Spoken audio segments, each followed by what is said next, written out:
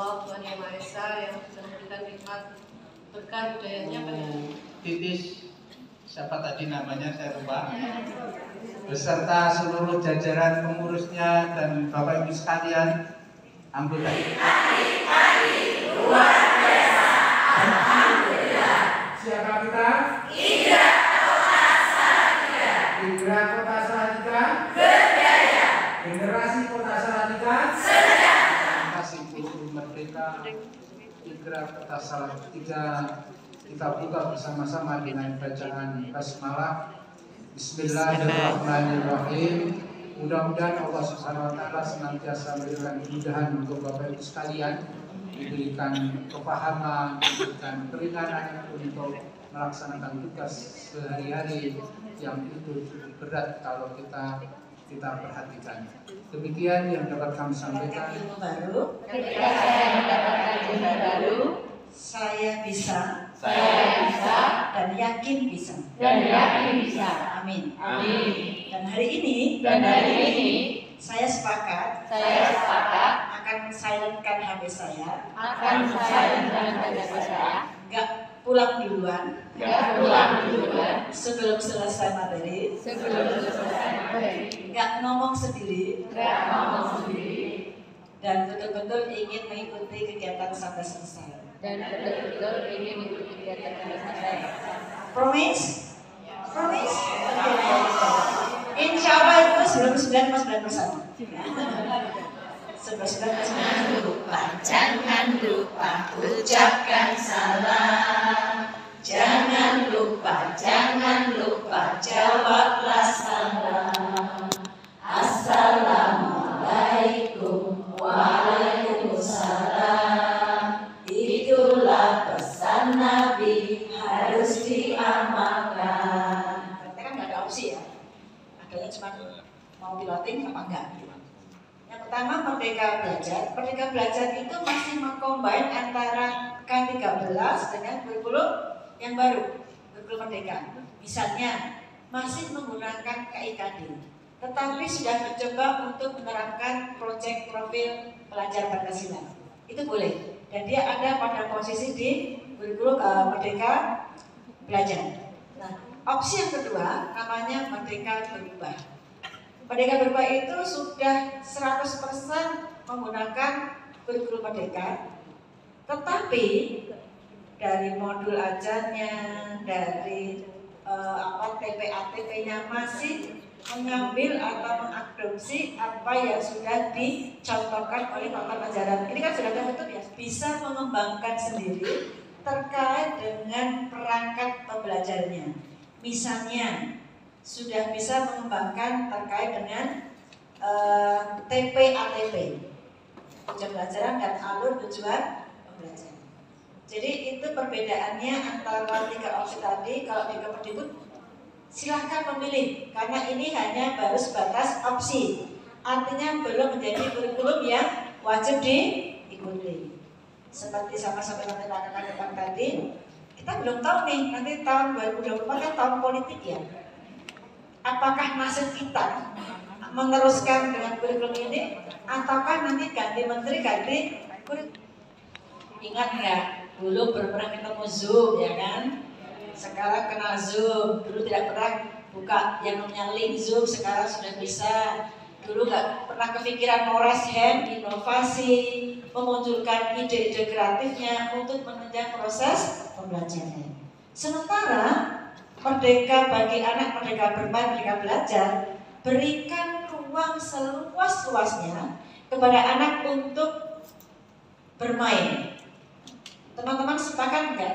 Bermainnya anak itu melalui belajarnya anak melalui bermain. Dunia anak, dunia bermain, sepakat? Saya kunci yang kedua.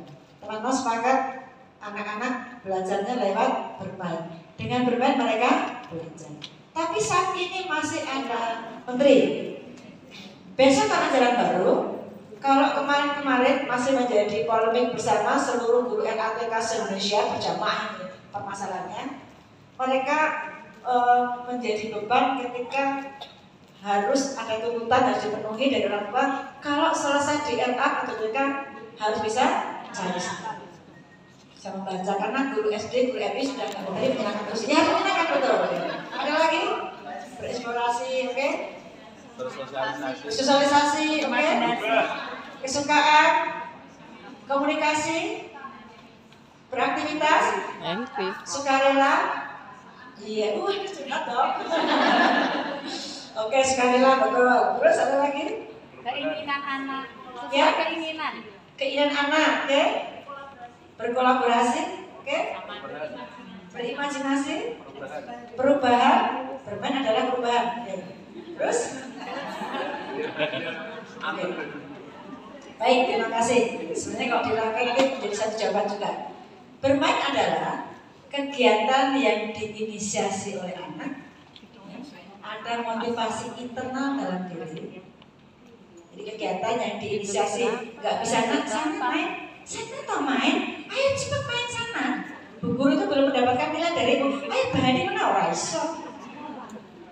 Kegiatan yang diinisiasi oleh anak, ada motivasi internal dalam diri, dilakukan secara berulang-ulang untuk mendapatkan kesenangan dan berorientasi pada proses bukan pada hasil. Masa kita, yuk kembalikan pada harkat dan martabat anak bahwa anak itu dunia bermain. Lalu bagaimana Bu? Ini kan organisasi gratis sudah ya. Karena nanti tidak, kalau coba nanti yang mau visitasi menurut saya Bu, besok kalau teman-teman menyebutkan dalam LKA tidak akan dinilai oleh asesor. Nggak bisa, nggak boleh karena itu banyak bertentangan dengan konsep-konsep pautan. Kedua, salah satu indikator bahwa kita sudah memerdekakan anak dalam bermain, tidak ada kegiatan yang sama. Selama ini kan kita sama gitu, warna-warni semua, kolase-kolase semua, besok tidak. Kalau seperti itu bukan bermain, tapi melaksanakan perintah guru. Sehingga ciri-ciri yang kedua adalah anak menuangkan ide gagasan dalam bentuk karya yang bisa juga berbeda dengan teman-teman. Yang kita garis bawahi itu bukan pada hasil karyanya, tapi tujuan belajarannya tercapai apa enggak. Ini kan namanya fase fondasi. Ada fase A nanti di MISD, fase B sampai fase F nanti di tingkatan yang paling tinggi.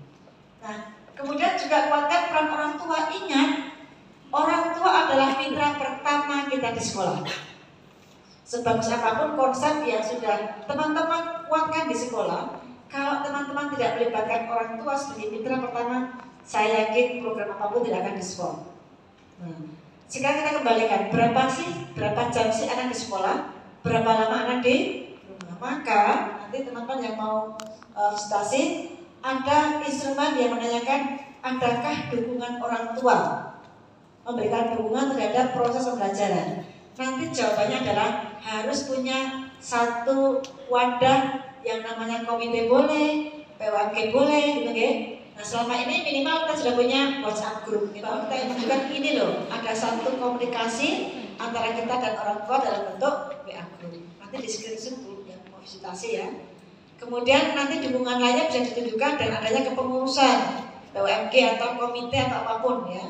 Di tempat-tempat kan tentu punya istilah sendiri bagaimana mewadai komunikasi antara kita dan orang tua. Kemudian apakah ada peran orang tua untuk menjadi narasumber di kelas? Pernah nggak terfikirkan bahwa nanti misalnya ingin berdayakan ada orang tua yang punya profesi polisi atau bidan atau dokter atau tentara? Kebetulan hari ini atau minggu ini kita topiknya kalau di namanya topik ya atau tema di K13 adalah tentang mengenal berbagai macam profesi. Bisa dilibatkan salah satu orang tua yang menjadi tentara misalnya hadirkan di kelas. Itu nanti bisa memenuhi kriteria di 24 tuh. Nanti silakan ada fotonya. Ada foto misalnya masih pakai baju tentara, pakai baju polisi atau dokter atau guru di depan kelas untuk memberikan pemahaman terhadap profesi di salah satu orang tua. Kita tambahkan profil pelajar rahmatan lil alamin. Pra. Kalau saya bilang pra berarti pelajar rahmatan alamin. Kalau saya bilang P5 berarti profil penguatan pelajar Pancasila. Nah ini yang membedakan antara K13 salah satunya adalah adanya nilai-nilai Pancasila. Nanti kita akan besok kita akan mencoba untuk membuat modul ajar. Kemudian menguatkan kecintaan pada dunia literasi. Nah, untuk hal yang ini saya minta teman-teman 2 hal ya. Yang pertama, tolong setiap kelas ada bocoran buku. Nanti di buku 13 akan tanyakan. Pojok literasi boleh, pojok buku boleh ya.